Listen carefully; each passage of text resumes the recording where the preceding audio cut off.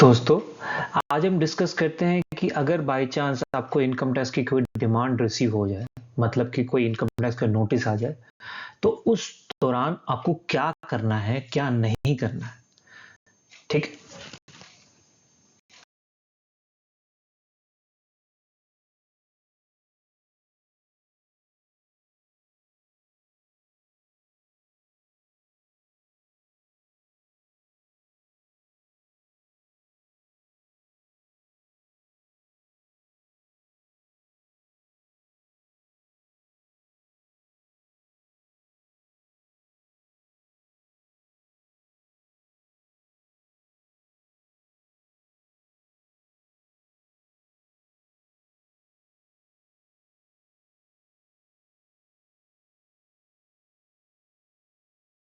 तो जब नोटिस या डिमांड आता है, तो आपको क्या करना है, क्या नहीं करना, उससे पहले आपको ये जानना है कि आपको ये टैक्स डिमांड आता ही क्यों है। सबसे इन्हीं दो तीन चार कारण हैं जिस वजह से ये डिमांड मैक्सिमम केसेस में आती है। First thing is ITR processing. तो आपने जो आईटीआर फाइल की, उससे कंप्यूटर सीपीसी ने चेक किया और कुछ इनकम या टैक्स में फर्क निकला, इसलिए डिमांड आई। क्योंकि आपकी income tax return CPC online computerize check होती हो जाती है, जहां की आपने जो इनकम टैक्स रिटर्न भरी, अगर उसमें एक सेक्शन या दूसरे सेक्शन में कुछ गलत इंफॉर्मेशन आपने भर रखी और वो टैली नहीं हो रही है, तो वो कंप्यूटराइज आपको डिमांड क्रिएट कर देता है। तो उस केस में एक डिमांड निकल सकता है। Second is assessment order. तो टैक्स ऑफिसर ने आपकी फाइल पर्सनली चेक करी है, कुछ एक्स्ट्रा इनकम जोड़ी उसमें और उसका टैक्स मांगा। ठीक है। Third, penalty order. Extra income पकड़े जाने पर सिर्फ टैक्स ही नहीं, उसके ऊपर अलग से पेनल्टी भी, फाइन वो ऑफिसर लगा देता है जब वो असेसमेंट ऑर्डर देता है। तो फोर्थ, जो मेजर आजकल ये ही इसी वजह से डिमांड क्रिएट होती है कि एआईएस की जो इंफॉर्मेशन है, 26 एएस की इंफॉर्मेशन है, तो 26 इसमें आपका टीडीएस डिडक्ट कितना डिडक्ट हुआ, वो सबकी समराइज्ड सब कुछ रहते हैं कि भाई किस किस का टीडीएस हमारे फाइल में जमा हुआ है। तो आपके बैंक, एम्प्लॉयर या ब्रोकर ने गवर्नमेंट को आपकी इनकम बताई गई है। अपनी एआईएस, जो आपकी एएस रिपोर्ट पे देखते हैं, वो अपनी पर्सनल उनकी एक सेपरेट रिटर्न थी जिसमें वो सब ये सब रिपोर्टिंग करते हैं। जब वो रिपोर्टिंग कर देते हो आपके एआईएस टीआईएस में, ऑटोमेटिकली वो डिटेल्स आ जाती है। और अगर वो 26 जैसे टीडीएस ये डिटेल्स की मैं जो बात कर रहा हूं, जो आपकी एएस टीएस में आती है, अगर वो आप बिना उसको टैली करे इनकम टैक्स रिटर्न भरते हो, तो सबसे बड़ी गलती आप ही कर रहे हो अपने एंड में। अगर आप ये गलती कर रहे हो और ये मिसमैच आता तो उस वजह से भी डिमांड क्रिएट होती है, उस वजह से भी आपको इनकम टैक्स का नोटिस आने की पूरी शंका हो जाती है, पूरी श्योरिटी हो जाती है कि हाँ भाई, आपको इनकम टैक्स का नोटिस आएगा ही आएगा। सबसे पहला कदम, अगर कोई नोटिस आपके बाय पोस्ट आए या ईमेल में आए या आपके टेक्स्ट मैसेज में आए कि भाई आपको ये नोटिस इशू किया गया, तो सबसे पहले आपको क्या करना है, वो पीडीएफ की कॉपी आपको इनकम टैक्स की वेबसाइट से डाउनलोड करनी है। पहले उसको खुद पढ़े, तो इंटीमेशन या ऑर्डर खुद पढ़े और समझे कि डिमांड क्यों बनाई गई है। आपको फिर भी अगर समझ में नहीं आता है तो अपने सीए से मिले, वो पीडीएफ की कॉपी, वो पीडीएफ को प्रिंट निकाल के या पीडीएफ की सॉफ्ट कॉपी आप अपने सीए से कंसल्ट करें कि भाई ये मुझे भी तो समझ में नहीं आया, ये क्यों डिमांड निकली, कृपया करें आप चेक करें कि और मुझे बताएं कि भाई मेरा डिमांड क्यों निकला और इसको रिजॉल्व कैसे करें। तो अगर आपको ये डिमांड सही लग रही है और आपको समझ में आ जाता है, आप खुद समझ जाते हो या आपका सीए समझा देता है आपको कि, और आपको लगता है कि डिमांड सही है, तो बट ऑब्वियस है, तो सीधी बात है, अगर आपको लग ही रहा है आपका डिमांड सही है, तो उसमें टैक्स जो आपको डिमांड में आ रही है वो टैक्स जमा कर दीजिए और उसको ट्राई करिए कि 30 दिन के अंदर ही, जब वो ऑर्डर आया आपको, असेसमेंट ऑर्डर है, 30 दिन के अंदर आप उसको जमा करा दें। रीजन इज कि अगर 30 दिन तक तो कोई इसमें ब्याज नहीं लगते, 31st डे से आपको 1% मंथली इंटरेस्ट लग जाता है उसमें। तो एटलीस्ट इंटरेस्ट बचाने के लिए आप जरूर वो डिमांड पेमेंट जितना जल्दी हो सके उतना पेमेंट करें।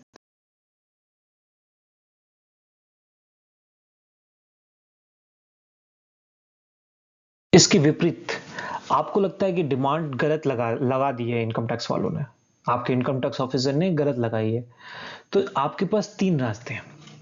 या तो आप अपनी रिटर्न को रिवाइज कर दें विद इन ड्यू डेट। अगर रिवाइज नहीं कर सकते, ड्यू डेट निकल गई रिवाइज रिटर्न की, तो एक अपडेटेड रिटर्न भी भर सकते हैं अगर इंटीमेशन से डिमांड बनी है तो।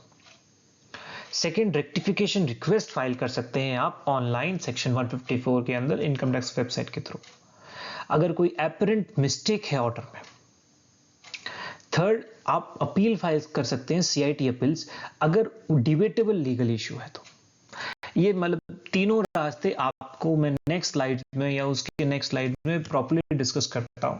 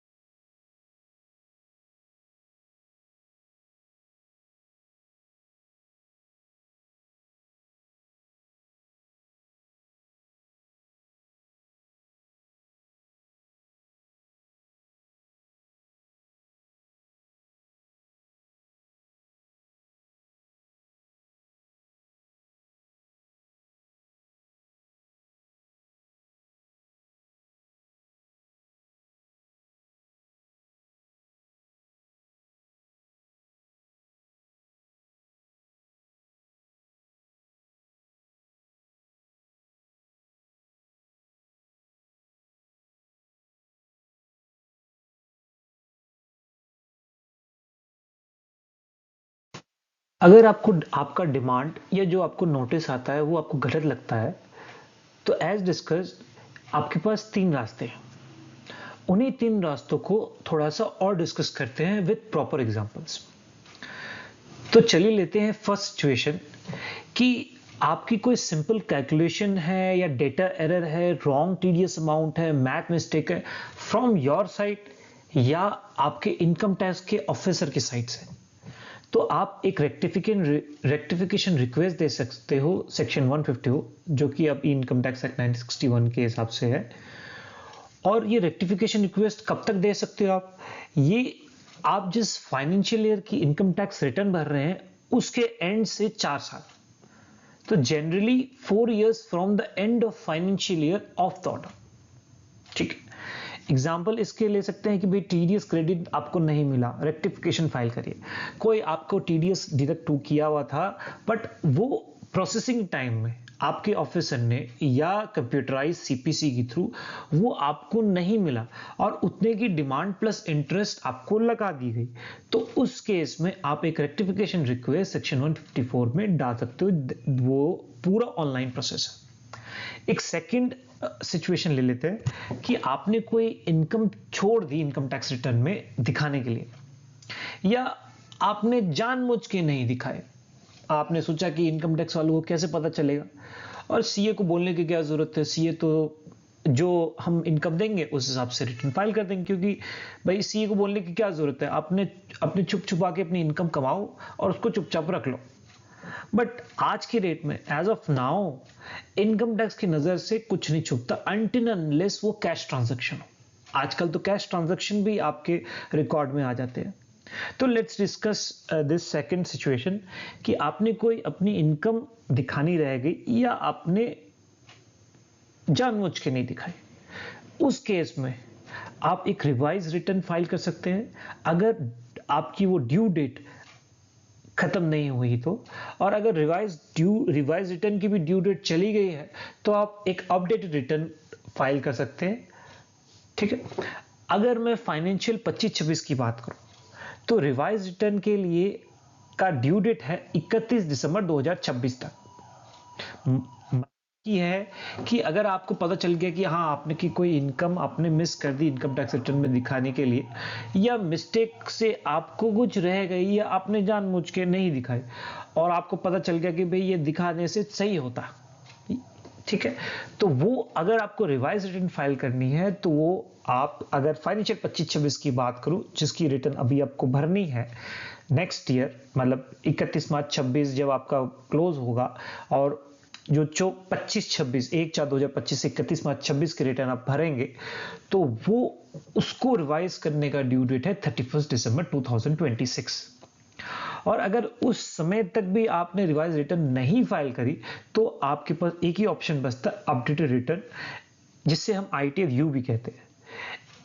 इसमें आईटीआर यू में ये कंसेप्ट है कि रिवाइज रिटर्न में तो आपको एक्स्ट्रा इनकम दिखाने की जरूरत नहीं होती, अगर आपको दिखाना है तो दिखा दीजिए, तो इसमें ज़्यादा टैक्स भी भरने की ज़रूरत नहीं है। अगर आपने कोई इनकम नहीं दिखाई है या आपने कोई एडजस्टमेंट नहीं दिखाया तो आपने रिटर्न रिवाइज कर सकते हैं without any tax plus minus. अगर आपने एक्स्ट्रा इनकम दिखाया तो आपको डेफिनेटली टैक्स ज़्यादा लगेगा आपको, बट अगर ऐसा नहीं है तो रिवाइज रिटर्न कर सकते हैं। बट आईटीआर यू में ऐसा है कि आपको ITR you is for benefit of the department and not for the tax payer. ITR you में आप अपनी इनकम कम नहीं कर सकते हो, आपको ज्यादा ही बढ़ानी पड़ेगी, और ऐसा नहीं कि जीरो टैक्स में आप आईटीआर यू भर सकते हो, आपको कुछ ना कुछ टैक्स आगे बढ़ाना ही पड़ेगा। वो इनकम टैक्स वालों ने बोल रखा कि भाई आपको इतना तो मिनिमम टैक्स देना ही है, तो डेडलाइन मिस होने के बाद एडिशनल टैक्स के साथ आपको ये आईटीआर यू भरना है। इसमें क्या एग्जांपल ले सकते हैं कि भाई सैलरी इनकम गलत बताई आपने, रिवाइज रिटर्न भर सकते हैं। थर्ड, ये तीसरा रास्ता है, ये थोड़ा लंबा रास्ता है, बट हाँ अगर आपको लगता है कि आप सही हो तो आप लड़ सकते हो लीगल तरीके से। तो थर्ड रास्ता है लीगल डिस्प्यूट, कि भाई आप कुछ कह रहे हो कि भाई हमारे हिसाब से मेरे एक्सपेंसेस ऐसे होने चाहिए, मेरी इनकम ये होनी चाहिए, आपकी इनकम टैक्स रिटर्न ऐसी होनी चाहिए, but officer, income tax officer के हिसाब से वो विपरीत है कि भाई आप बोल रहे हो कि ये खर्चा मेरे को अलाउ होना चाहिए, वो बोल रहे हो नहीं ये खर्चा आपको डिसअलाउ होगा, ये तो पर्सनल एक्सपेंसेस है।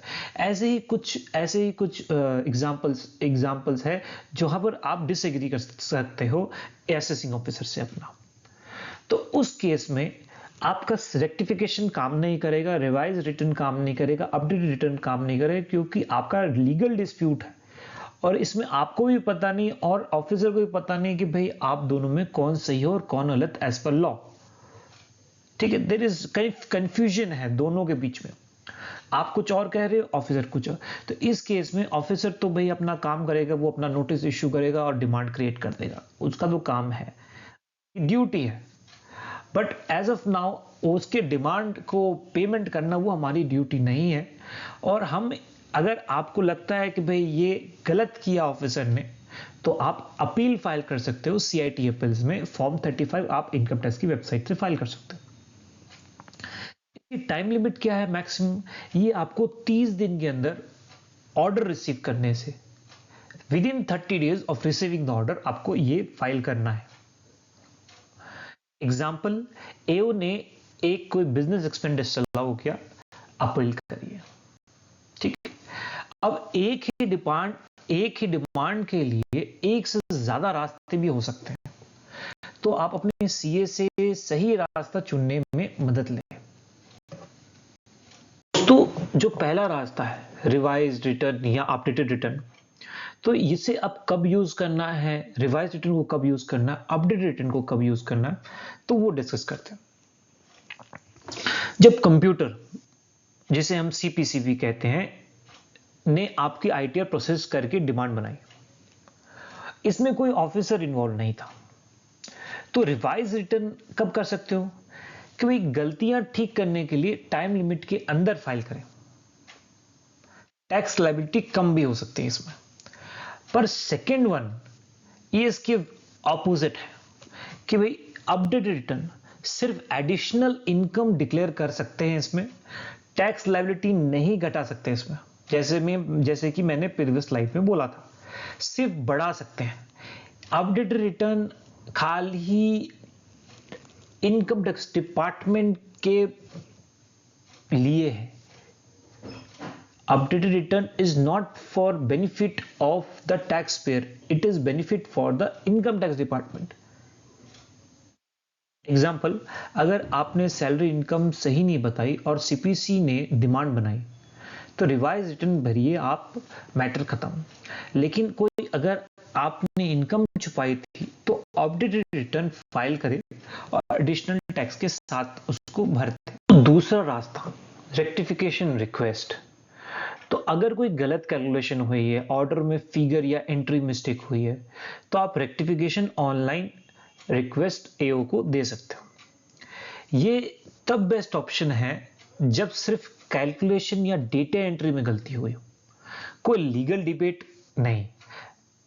रेक्टिफिकेशन सेक्शन 154 के अंडर फाइल होती है। आजकल रेक्टिफिकेशन फुल्ली ऑनलाइन है इनकम टैक्स पोर्टल पर, अपने सीए से जरूर आप चेक करें।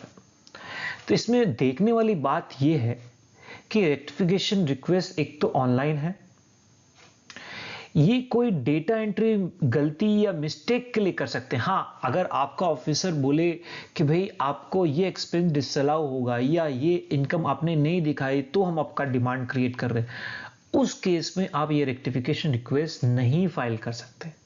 ठीक है, तो इंपॉर्टेंट ये देखने का है कि रेक्टिफिकेशन सिर्फ एपरेंट मिस्टेक के लिए है।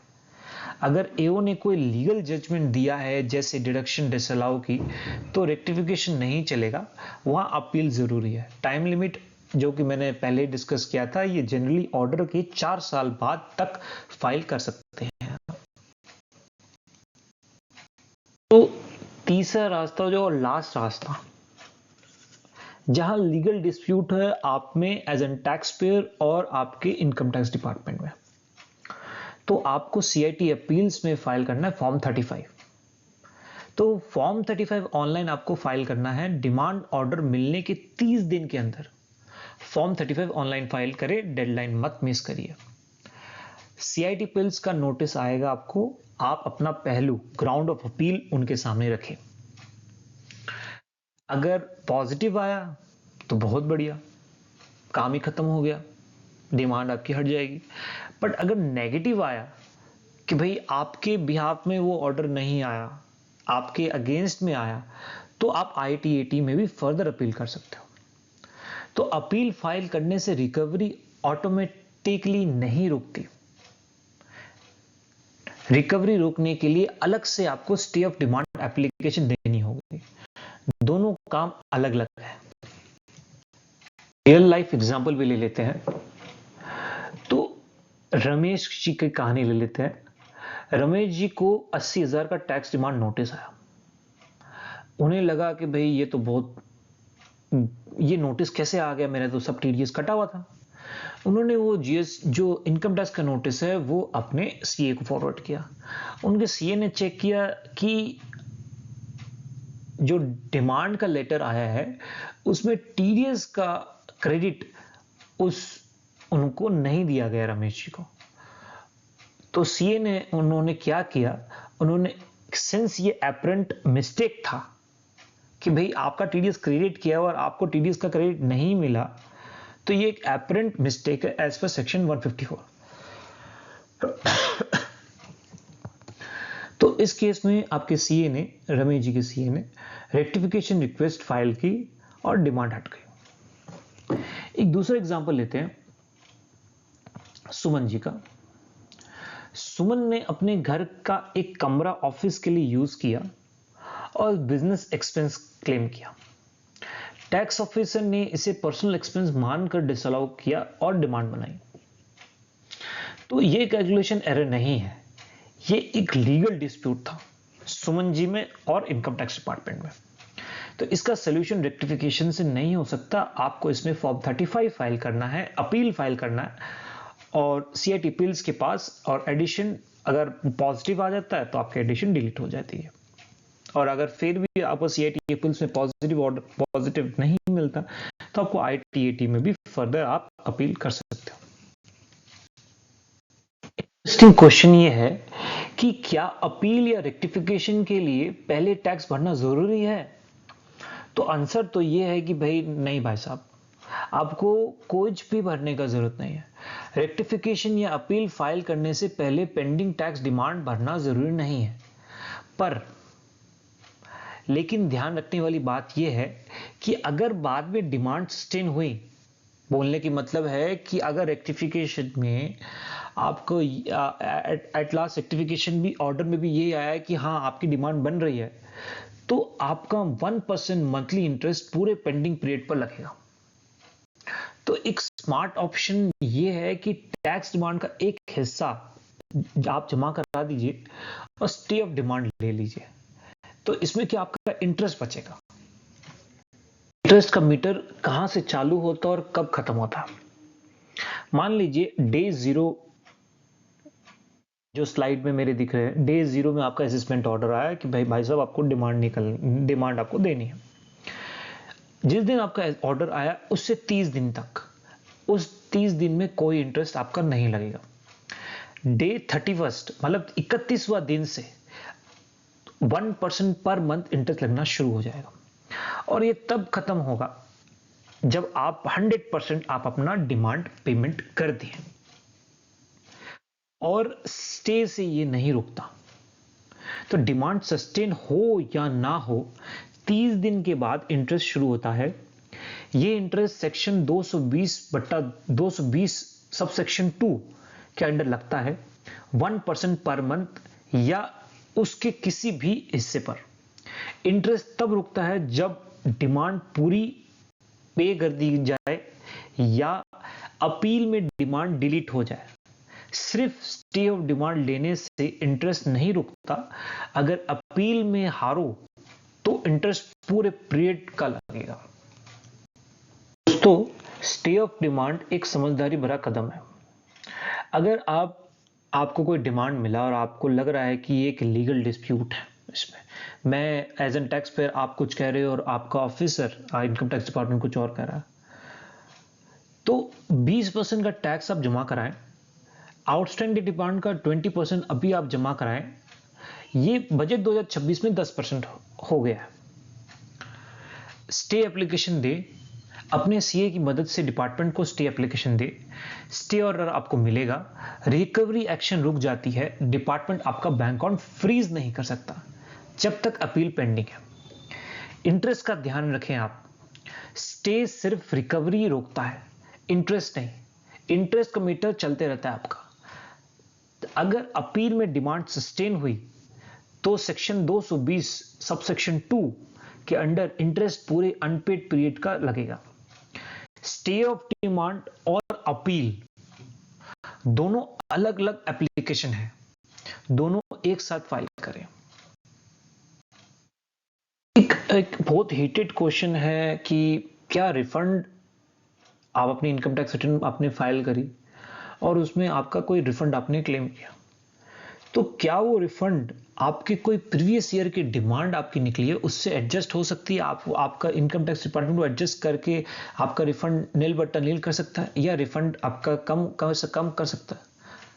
मान लीजिए आपने income tax refund current year में आपने क्लेम किया समझो 50,000 का, और आपके पिछले साल या उसके पिछले साल की डिमांड, कोई प्रीवियस ईयर की डिमांड समझो 30,000 की पहले से डिमांड खड़ी हुई थी, इंक्लूडिंग इंटरेस्ट सब थे।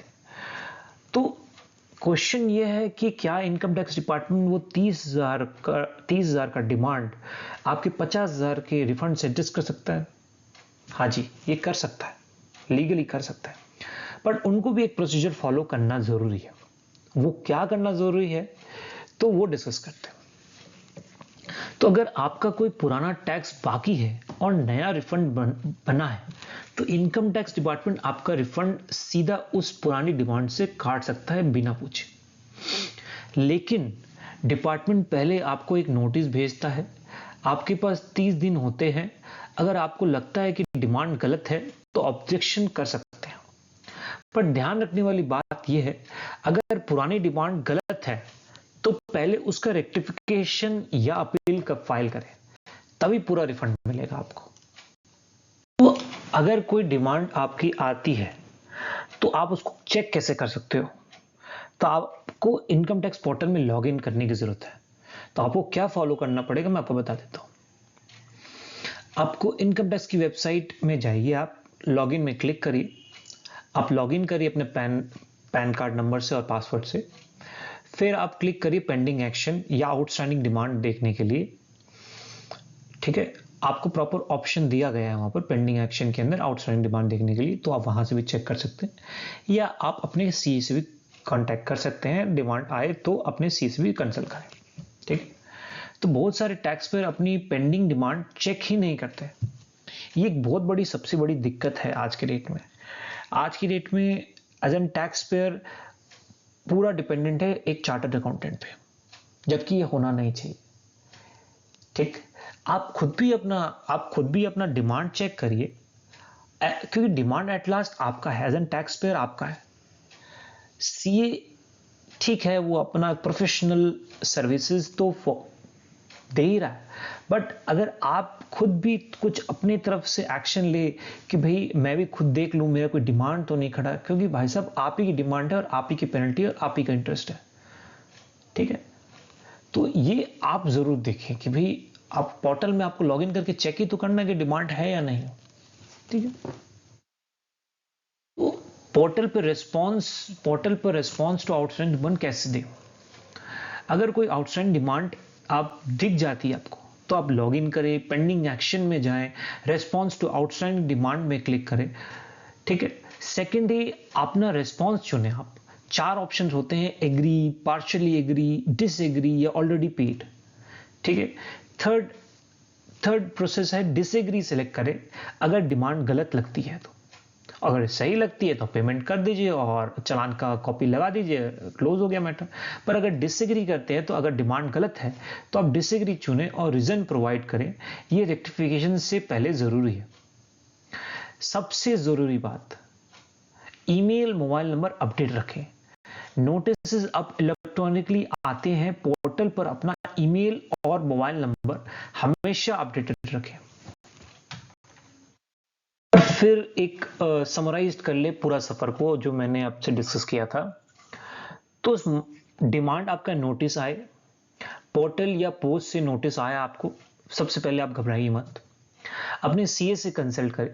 एक बार सीए से मिले, डिमांड सही है या गलत ये समझे और खुद भी पढ़े वो डिमांड को और खुद भी समझने की कोशिश करें कि भाई मेरा डिमांड क्यों आया। तो सही रास्ता चुने, जो कि मैं 3 रास्तों की बात कर रहा था। पहले तो गलती सुधारे, रेक्टिफिकेशन का रिक्वेस्ट दे सेक्शन 154 के अंदर, रिटर्न दोबारा भरें जिसे हम रिवाइज रिटर्न भी कहते हैं, या अगर रिवाइज रिटर्न की ड्यू डेट बढ़ गई है तो आप अपडेटेड रिटर्न भरिए, या अपील फाइल करें फॉर्म 35 इनकम टैक्स की वेबसाइट के थ्रू। चौथा, स्टे एप्लीकेशन करें। डिमांड का थोड़ा हिस्सा 20% जो जल्द ही 10% नए बजट 2026 में प्रपोज्ड है, तो जमा करिए, डिपार्टमेंट रिकवरी एक्शन नहीं ले सकता। तो अगर रिलीफ आप अपने अपील फाइल करिए और रिलीफ आपको मिल जाती है अपील ऑफिसर सीआईटी अपील्स या उसके बड़े कोर्ट से, तो डिमांड कम या खत्म करवाएं। याद रखने वाली 4 चीज है। सबसे पहले तो पोर्टल आप चेक करें, पेंडिंग डिमांड या पता लगाएं इनकम टैक्स gov.in में। सेकंड, सीए से जरूर मिले, बिना गाइडेंस के कोई भी कदम मत उठाइए। थर्ड, जल्दी एक्शन ले, 30 दिन के बाद इंटरेस्ट शुरू हो जाता है, देर मत करें। एंड चौथा, स्टे ऑफ डिमांड ले, सिर्फ 10 से 20% जमा करिए और इंटरेस्ट से बचिए।